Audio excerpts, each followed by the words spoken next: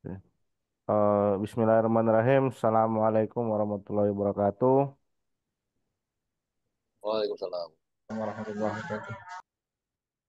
Jadi alhamdulillah ini adalah pertemuan perdana kita untuk materi membangun sistem IoT ya. Eh, jadi yang ingin kita pelajari di pelatihan ini adalah bagaimana kita membangun sistem IoT untuk melakukan monitoring dan controlling secara online ya, melalui jaringan internet gitu ya. Jadi eh, di pertemuan pertama ini kita akan review ya terkait proyek apa yang nanti akan kita bangun selama sesi pelatihan ini ya. Saya mungkin bisa izin share screen ya. Jadi ini adalah beberapa proyek eh, proyek IoT yang saya kembangkan. Jadi kita akan mencoba untuk membangun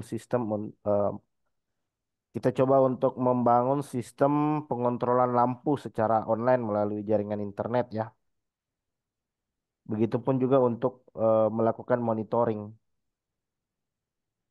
Jadi silakan Anda coba, saya coba cari contoh untuk project IoT-nya. Nah, jadi ini contoh project yang nanti akan kita kembangkan. Suaranya kedengaran kah?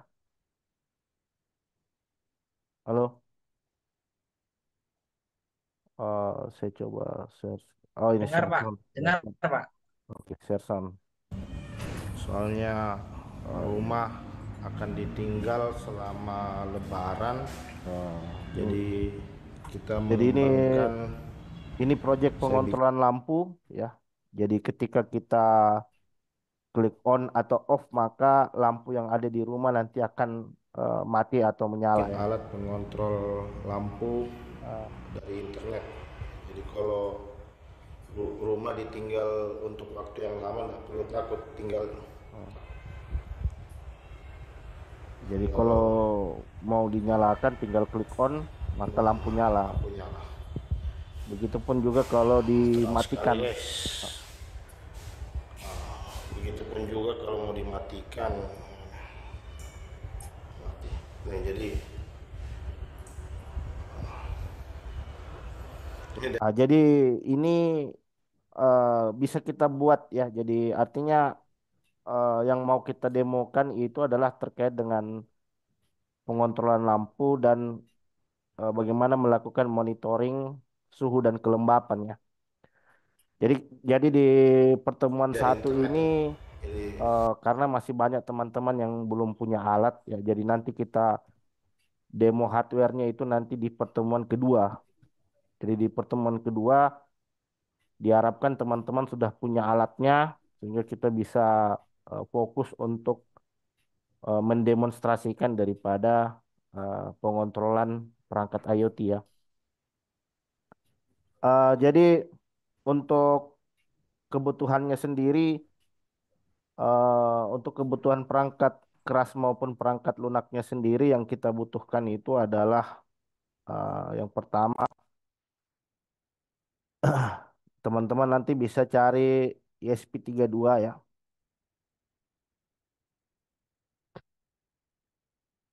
Jadi teman-teman untuk kebutuhan perangkat keras, kebutuhan perangkat keras, nanti teman-teman bisa cari ESP32 ya. Selain ESP32 sebenarnya bisa teman-teman pakai Node MCU ya. Jadi ini semua perangkat microcontroller. Jadi perangkat mikro ini nanti akan menghubungkan daripada sensor dan aktuator gitu ya. Jadi kalau sensor ini kan contohnya sensor itu seperti sensor suhu ya, suhu, kelembapan, sensor jarak. Nah ini. Jadi sensor fungsinya untuk melakukan pengambilan nilai yang ada di suatu lingkungan ya. Jadi misalkan kita pakai sensor DHT, kita bisa tahu itu berapa suhu dan kelembapan ruangan, terus kemudian nilainya kita kirim ke internet. Sehingga dengan begitu kita bisa melihat kondisi suhu ruangan saat ini seperti apa. Jadi kalau saya pernah bikin untuk monitoring server ya, data center, saya pakai sensor ini, dia ngambil suhu, terus dia ngirim sehingga kita bisa lihat seperti apa kondisi server kita di suhunya ya, seperti apa suhu ruangan yang ada di dalam data center gitu ya. Atau mungkin Anda pengen monitoring gudang misalkan untuk mendeteksi adanya potensi kebakaran. Jadi sebelum terjadi kebakaran itu kan biasa kadang ada terjadi lonjakan suhu ya. Ah, Tahu juga Kita pernah bisa satu. deteksi dini, kita bisa deteksi bahwa kita bisa deteksi bahwa eh, ada kemungkinan terjadinya kebakaran ya dengan menggunakan sensor suhu ini. Jadi sebelum terjadi kebakaran itu kan pasti ada lonjakan suhu. Nah, jadi nilainya nanti akan kita ketahui duluan melalui internet. Kemudian kalau aktuator itu contohnya adalah seperti LED, lampu ya, atau mungkin apa servo ya, mau gerakan servo atau dan lain-lain gitu ya. Jadi ini untuk kebutuhan perangkat keras. Nah ini nanti bisa di ini saja ya. Artinya kan untuk prakteknya kan nanti kita di minggu depan ini nanti bisa dibeli di online saja ya. Paling 1 2 hari sudah tibalah alatnya itu. Jadi nanti tinggal dirangkai saja. Nanti Anda tinggal rangkai. Jadi codingnya nanti kita akan codingnya melalui Walkwi ya. Ini untuk kebutuhan perangkat lunaknya. Kalau kebutuhan perangkat lunak kita butuh Walkwi. Jadi Walkwi ini simulator IoT ya. Jadi simulator IoT ini aplikasi yang berbasis cloud ya. Jadi pastikan Anda punya koneksi internet untuk mengakses daripada aplikasi Walkwi ini. Ya, jadi nanti kita codingnya di sana, simulasinya di sana. Karena jadi tidak ada masalah. Hari ini Anda belum punya alat, tidak masalah. Kita masih bisa belajar IoT. Kita manfaatkan simulator. Tapi ketika teman-teman sudah punya alatnya, nanti source code-nya kita download. Kita download untuk kemudian kita masukkan ke perangkat mikro mikro aslinya, mikrokontrolernya gitu. Jadi enggak masalah. Kita pakai Walkwi dulu. Jadi kita refresh dulu pemahaman fundamental kita tentang mikrokontroler IoT, terus kemudian nanti di minggu depan kita sudah bersentuhan langsung dengan perangkat realnya. Sama Anda tentu saja Anda harus punya Arduino IDE gitu ya. Jadi ini editor offline ya. Ini kalau ini dia aplikasi offline ya. Itu. Jadi cuman dua ini saja sebenarnya yang kita butuhkan ya. Jadi banyak sekali contoh proyek yang bisa kita kembangkan dengan IoT. Jadi sangat banyak. Misalkan kita ingin monitoring suhu dan kelembapan ruangan, ingin melakukan pengontrolan lampu. Nah, semua ini bisa dilakukan secara online melalui jaringan internet. Jadi dengan catatan perangkat mikronya nanti terhubung ke jaringan internet yang ada di rumah. Nah, kalau ISP32 ini kan dia sudah dilengkapi dengan modul WiFi. Jadi kita tidak perlu beli modul WiFi-nya secara terpisah. Nah, beda halnya kalau Anda pakai Arduino. Kalau pakai Arduino itu harus beli lagi tuh modul WiFi-nya. Sementara kalau Anda pakai ESP32 atau pakai node MCU, dia itu sudah SoC namanya.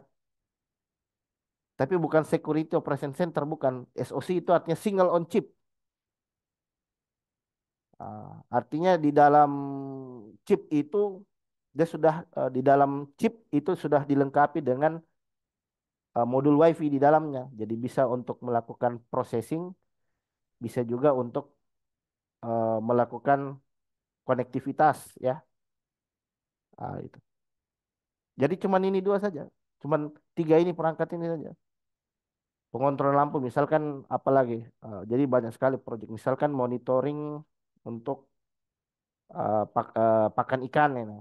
Pakan ikan. Jadi yang ini kalau ini biasa yang dibutuhkan itu servo. Pakan ikan itu biasa sudah dengan pakan ayam bisa, terus dan lain-lain ya. Terus kemudian silakanlah nanti Anda apa namanya eksperimen lah. Yang penting kita pahami fundamentalnya untuk proyeknya itu nanti kita bisa berkreasi lah. Jadi ini untuk yang lampu, kemudian ada juga jadi nanti bisa dicari cari saja sampel proyeknya. Ini lampu, pengotoran lampu.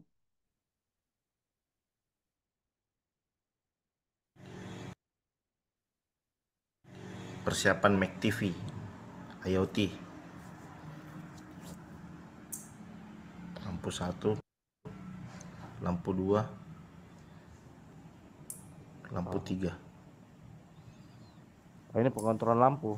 Jadi dia cuma butuh relay saja. Dia cuma butuh relay sama lampu LED. Jadi ini demonya nanti kita pakai LED saja, pakai LED. Nanti pengembangannya Anda bisa Jadi hubungkan dengan pengontrolan lewat apa? Anda bisa hubungkan dengan lampu realnya ya.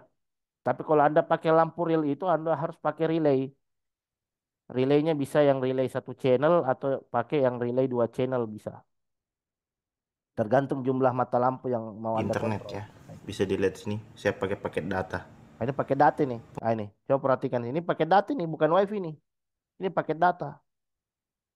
Jadi artinya dimanapun Anda berada, selama Anda terhubung ke jaringan internet, Anda bisa kontrol itu perangkatnya. Anda bisa kontrol itu lampu, apa, servo dan lain sebagainya. Pengontrolan dengan internet. Nah, jadi yang mau kita pelajari nanti itu adalah cara coding dari sisi perangkat kerasnya sama cara coding dari sisi perangkat lunaknya. Jadi kalau coding dari sisi perangkat kerasnya itu kan nanti bisa pakai C ya, C Sharp ya, C Sharp. Sedangkan coding dari sisi webnya itu nanti pakai PHP, MySQL dan JavaScript. Jadi bisa bikin user interface seperti ini. Jadi user interface-nya itu berupa tombol-tombol. Ketika kita klik maka dia nanti akan mengirim perintah untuk melakukan pengontrolan terhadap perangkat IoT. Nah gitu. Nah, itu. Oke. Nah, jadi ini cuman pakai ESP32 ini. ESP32 sambung relay, sambung lampu sudah. Cuman gitu doang. Nah, Persiapan terus yang terakhir ini adalah contoh untuk sebentar pakan ikan sebentar. Pakan ikan.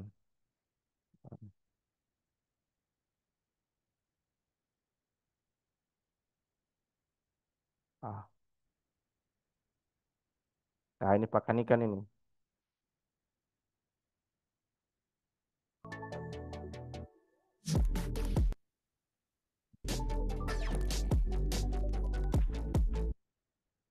Nah, kalau pakan ikan ini kita bisa pakai Oke, servo. assalamualaikum Nah, ini pakai servo ini.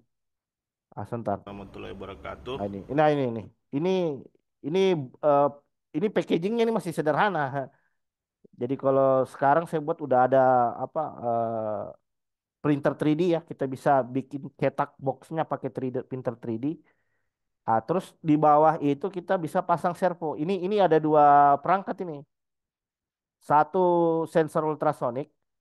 Jadi sensor ultrasonik ini kan sensor jarak dia. Jadi kita bisa mengukur berapa jumlah persediaan pakan yang ada di dalam box. Itu. Jadi setiap jumlah pakan berkurang, maka nanti dia akan update informasinya ke aplikasi. Jadi kita bisa tahu, oh ini jumlah pakan sudah berkurang. Berkurangnya berapa itu bisa kelihatan semua dari aplikasi. Ini adalah salah satu karya mahasiswa STIMIK Catur Sakti, alat pemberian pakan ikan otomatis melalui jaringan internet. Nah, jadi bisa kita lihat di sini persediaan pakan ikan sekarang jumlahnya adalah 1030. Nah, saya coba mengontrol pakan ikan ini. Sekarang bisa coba diperhatikan. Saya akan menggerakkan pakan ikan ini. Nah, ini. Jadi ini yang mau kita pelajari nanti. Pakai bootstrap ya. Jadi bagaimana desain user interface-nya. Jadi user interface ini nanti connect ke hosting, hosting connect ke perangkat mikro. Nah, gitu.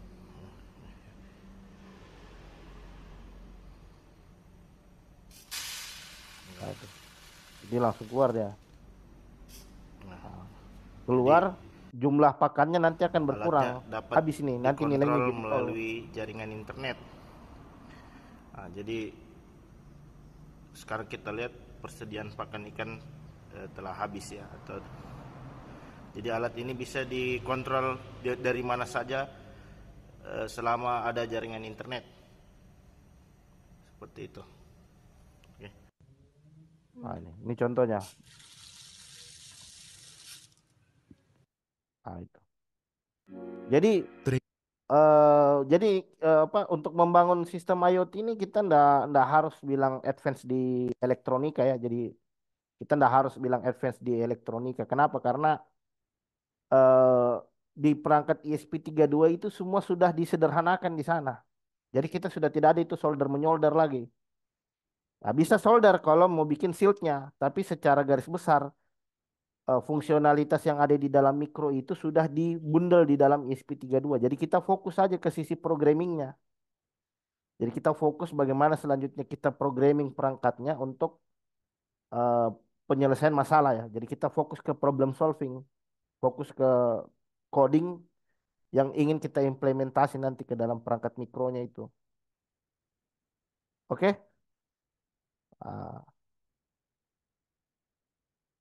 Ah, jadi untuk ini ya, jadi untuk ngopreknya sendiri, nah kita bisa belajar lewat Wokwi. Nah, jadi Wokwi ini menurut saya cukup bagus. Kenapa? Karena kita bisa belajar mikro tanpa harus punya alatnya gitu. Jadi kita latihan dulu sebelum beli alatnya ya kita belajar dulu di sini. Jadi ini banyak sekali pilihan. Anda mau pakai yang Arduino Uno, mau pakai yang ESP32, nah, ini, ya. Jadi kita fokusnya nanti itu pakai ESP32. Nah, ini. Nah, jadi terus sudah ada template-template yang bisa kita gunakan. Nah, jadi kita bisa coding dari awal, ya. Jadi kita bisa coding dari nol gitu ya. Nah, kita mau pakai yang sudah yang ada template-nya atau mau yang coding dari nol. Misalkan saya mau coding dari nol seperti ini ya. Nah, jadi tampilannya seperti ini. Jadi di sini Anda bisa coding, di sebelah kiri Anda bisa coding, terus yang sebelah kanan ini itu adalah outputnya. Ya. Jadi Anda bisa melihat seperti apa outputnya. Dah kemudian salah satu fitur dari Woku ini source code yang sudah Anda kerjakan Anda bisa download. Nah ini kita download projectnya. Nah, supaya nanti kita tinggal pindahkan saja ke real boardnya. Nah, gitu. Jadi tidak ada masalah kalau saat ini Anda belum punya alatnya gitu. Nah, nah, nah. Terus kemudian di dalam Wokwi ini juga nanti ada banyak pilihan. Ada LED ya, ada push button. Nah, jadi sangat banyak sensor atau aktuator yang bisa kita gunakan untuk membangun project IoT. Nah, ini. Nah, misalkan saya ingin menyalakan dan mematikan LED ya. Nah, kita ah. Nah, jadi yang perlu teman-teman pahami di sini itu adalah pin-pinnya. Ah, jadi di dalam ESP32 ini kan sangat banyak pin ya. Ada pin D0, D1. Ah, jadi untuk menghubungkan daripada perangkat aktuator sama perangkat mikro ini nanti kita tinggal klik saja, tinggal tarik ini. Nah, ini. Misalkan ini kan kaki positifnya saya mau hubungkan ke pin 2. Nah, ini. Saya hubungkan terus ini kaki negatifnya Anda hubungkan ke ground. ke GND. Ke sini. Ah, ah, Terus kemudian kalau mau diganti warnanya bisa. Misalkan ini mau saya ganti warnanya jadi warna hitam. Ini mau saya ganti warna hitam. Ini tetap saja warna hijau. Nah, jadi kita tinggal drag and drop saja. Setelah Anda drag and drop, nanti di sini Anda tinggal coding di sebelah kirinya. Ini. Jadi codingnya nanti di sebelah sini. Nah, saya coba perbesar dulu ukuran. Sebentar. Ini. Nah, kita bisa coding di sebelah sini, di sini. Nah, ah, jadi kan di sini ada dua fungsi ya. Jadi di sini tuh intinya di dalam mikro itu ada dua fungsi. Ada void setup dan ada void loop. Kalau void setup ini biasa untuk inisialisasi perangkat. Itu di void setup itu. Jadi misalkan kita definisikan LED di pin berapa. Nah, LED kita definisikan ke pin D berapa ini? Ah, di pin 2. Kita definisikan nanti di sini. Ah, kita definisikan di dalam void setup. Terus kemudian nanti kita set serial monitornya. Nah, ini serial monitor, serial dot begin ini fungsinya serial monitor biar kita bisa monitoring seperti apa output ketika perangkat walkway-nya ini, perangkat ISP-nya ini dijalankan. Ah, jadi jadi kalau saya coba jalankan seperti ini ya,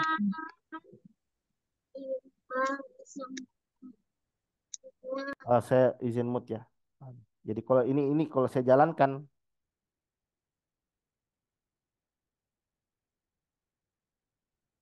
kita tunggu. Nah, ini proses compile. Nah, ini. Bisa lihat di bagian bawah ini dia lagi compile. Dia compile kemudian dia running. Ini. Hello ESP32. Hello ESP32. Jadi sama ya. Jadi yang dimaksud serial monitor itu ini tampilan untuk monitoring output. Nah, ini serial monitor namanya. Jadi kita monitoring output dari perangkat ESP-nya. Nah, sedangkan serial print line itu kita ngeprint output ke layar gitu. Hello ESP32 seperti ini. Ah, Terus di sini di dalam void loop ini fungsi perulangan. Ini saya beri fungsi perulangan di sini. Jadi di dalam void loop nanti ini dia akan melakukan yang namanya looping forever. Jadi looping forever dia akan ngelooping secara terus-menerus. Ya, misalkan kita set interval waktunya LED nyala tiap 1 detik. Jadi dia looping tuh.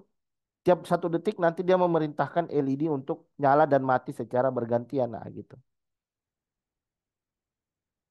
Nah, jadi kita bisa definisikan di sini. Misalkan saya pengen agar lampu LED-nya ini mati dan menyala. Ini saya stop dulu. Oke, saya stop dulu. Jadi saya perbaiki codingnya. Jadi di sini saya bisa definisikan seperti ini. Eh, pin mode, pin mode di mana LED-nya ini terhubung. LED-nya ini terhubung kemana? Ke pin 2. Jadi untuk memudahkan Anda coding, Anda bisa cari datasheetnya ESP32. Karena kadang antara datasheet dengan yang ditampilkan di sini itu berbeda. Jadi kita jangan tulis pin 2 di sini. Jangan. Jangan tulis 2. Ah, jadi kita harus merujuk pada datasheetnya biar kita tidak salah. Jadi kalau kita langsung definisikan D2 di sini, itu tidak sesuai. Jadi kita bisa lihat datasheetnya. Datasheet dari ESP32. Ini. Jadi setiap ngoding, setiap ngoding perangkat IoT Anda harus selalu merujuk pada datasheetnya gitu, supaya Anda tidak salah di dalam mendefinisikan kaki-kaki pinnya. Jadi kaki-kaki pinnya ini ada fungsinya semua ini. Ya. Dia punya fungsi, ada ada ada kaki pin untuk input, ada kaki pin untuk output, ada kaki pin untuk melakukan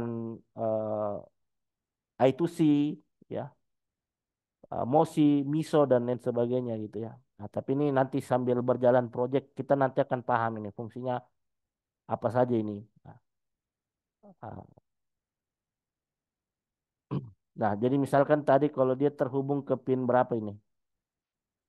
Ah, cek clock eh, terhubung di pin 2 ya, sebentar. Kalau di pin 2 kita coba lihat pin G2, ini P2 di sini tertulisnya P2, G2 ya. Tapi kita tulisnya di situ adalah pin 24 gitu. Jadi jangan ditulis yang P2-nya gitu. Jangan jangan ditulis yang ininya angka duanya bukan, tapi kita melihat nomornya. Oh, di sini nomornya itu adalah 24 gitu. Berarti kita set pin mode eh, pin 24 di sini sebagai apa? Dia sebagai input. Ini. Sorry, bukan input ya. Ini kan perangkat aktuator ya. Ini. Ya, berarti dia ini perangkat output. Berarti kita setting di sini dia itu sebagai output. Ah, kita setting dia sebagai output ini. Terus setelah itu nanti kita program.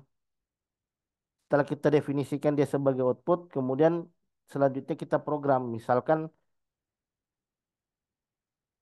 agar agar dia nyala tiap digital write, ah, digital write pin 24, ini ah, sebentar ini pin 2 ya sebentar kita coba cari pin 2 in ESP32 sebentar. Ah, pin 2 di ESP32 itu apa nomornya? Ini Ah, ini sepertinya kita coba cari yang lengkapnya. Ini pin 2, ini.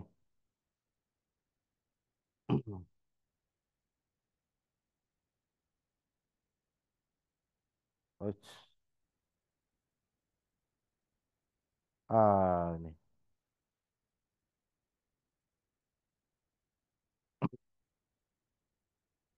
Ah, pin ini.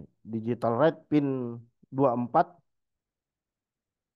ah, high. Ini. Kita perintahkan dia untuk nyala 1 detik. Ini kita delay. Terus kita perintahkan lagi dia untuk mati 1 detik. Ini. Digital rate ini artinya perintah untuk ngirim signal. Jadi kita ngirim signal satu. Kita kirim signal satu ke pin 24, yang mana pin 24 ini adalah pin dari LED. Nah, kita kirim sinyal satu, berarti dia nanti nyala. Setelah itu kita delay lagi 1 detik. Setelah 1 detik baru kita kirim lagi sinyal low-nya. Nah, ini. Kirim lagi sinyal low-nya. Nah, jadi ini karena dia di dalam fungsi void loop, maka ini nanti akan terjadi secara berulang-ulang. Maka ini nanti akan looping terus-menerus. Makanya nanti lampu itu akan nyala dan mati 1 detik. Nah, jadi terkadang misalkan kalau Anda pasang LED-nya ke mikro, kadang dia tidak nyala. Nah, itu macam-macam. Bisa jadi karena jalur kabelnya yang tidak tepat, ya. Atau Anda cara mendefinisikan pinnya salah, meleset gitu. Kalau kalau ternyata jalur kabelnya udah benar, tapi LED-nya tidak menyala, berarti cara pendefinisian pinnya masih salah. Berarti ada penomoran pinnya meleset gitu. Berarti kita harus cari penomoran pin yang tepat untuk LED-nya itu. Ah, kita coba ini. Nah, baru bagusnya Walkui ini dia dia akan memberitahukan jika terjadi error. Nah, ini. Jadi setiap fungsi itu harus ditutup dengan tanda kutip dua seperti ini. Jadi udah kayak apa? Belajar pemrograman dasar lah gitu ya. Nah, ini kurang tanda kutipnya. Makanya error. Jadi namanya bahasa pemrograman itu kita harus pastikan bahwa coding kita sudah benar semua. Kalau sudah benar semua baru bisa dikompil. Saya coba start simulation. Dia proses compile.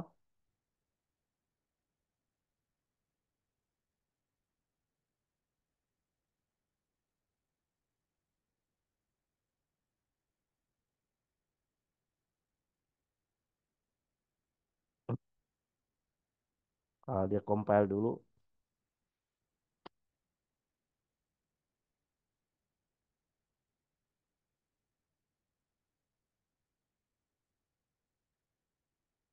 Nah, nah, jadi ini bergantung pada kondisi internet ya. Jadi kalau sudah selesai compile nanti dia akan menampilkan output. Ini. Dia tidak ini LED-nya masih nyala terus. Berarti ada yang salah gitu. Berarti ada yang salah. Karena seharusnya dia ini mati 1 detik, nyala 1 detik. Coba kita ganti pinnya jadi dua. Sepertinya bukan 24. Coba ganti jadi dua. Nah, jadi nomor pinnya harus sesuai. Coba. Nah, kalau sudah diperbaiki langsung di running lagi. Langsung di running lagi.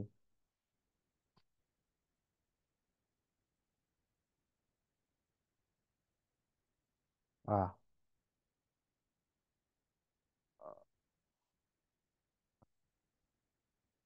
oke. Ini masih dua high delay digital write. Ini sebentar. Ini masih nyala. eh Sebentar, saya coba cari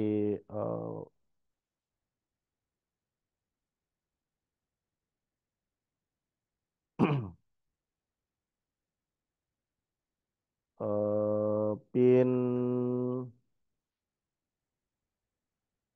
pin 2 ya. Coba ISP 32 berapa ini? Sebentar. ISP 32 pin D ISP 2.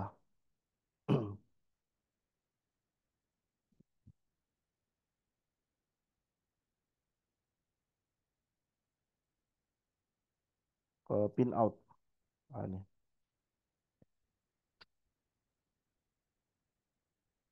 Sebentar.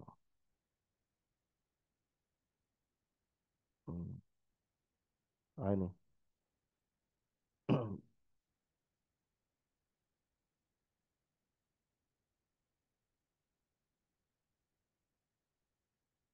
Hmm,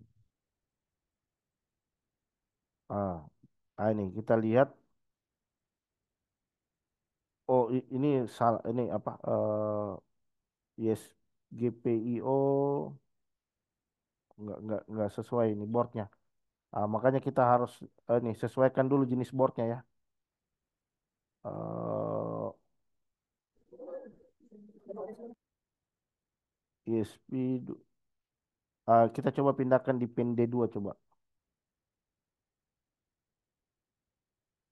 Sebentar. Ini ini saya pindahkan di pin D2. Ini saya delete dulu kakinya. Ini saya delete dulu. Ini. Oke, coba kita running lagi.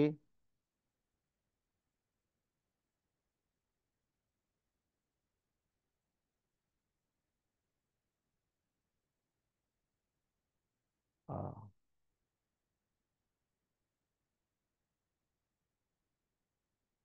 oh ini enggak. Bentar, saya coba cari pin D2 on ESP32.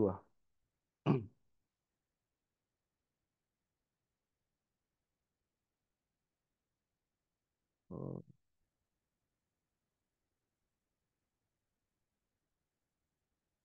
oh, pin ini coba pin D2.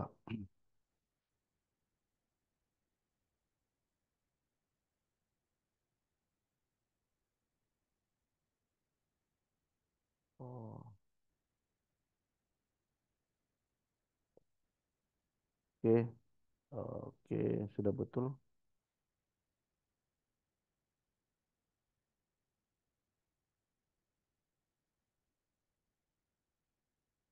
Hmm. Pin mode.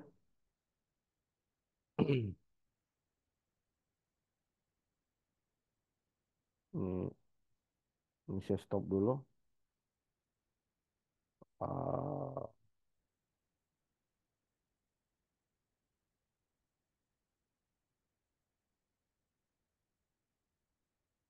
oke, oh kita harus define dulu, sorry.